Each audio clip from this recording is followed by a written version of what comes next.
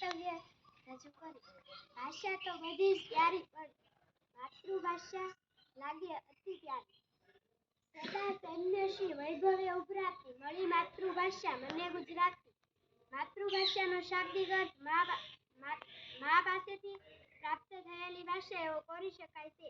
માતૃભાષા એટલે માતા સમાન ભાષા. જે બાળક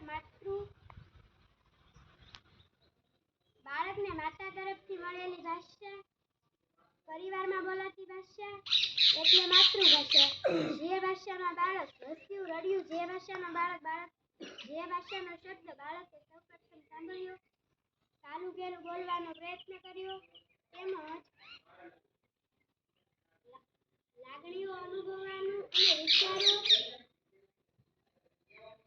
વિચારવાનું અને લાગણીઓ અનુભવવાનું બાળકે સૌપ્રથમ વિચાર્યું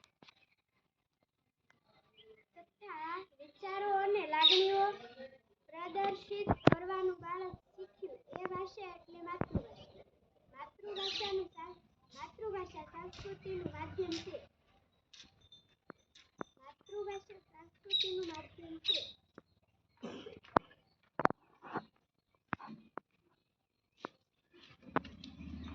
કલા, સાહિત્ય, સંગીત માતૃભાષા દ્વારા જ વિકાસ પામે છે. ગાંધીજી પોરબંદરની શાળામાં ગુજરાતી ભણ્યા. તેને લખ્યું છે માતૃના ધારણમાં સંસ્કાર અને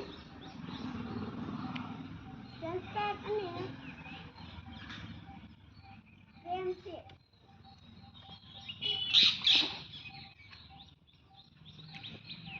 અમને વહાલી ગુજરાતી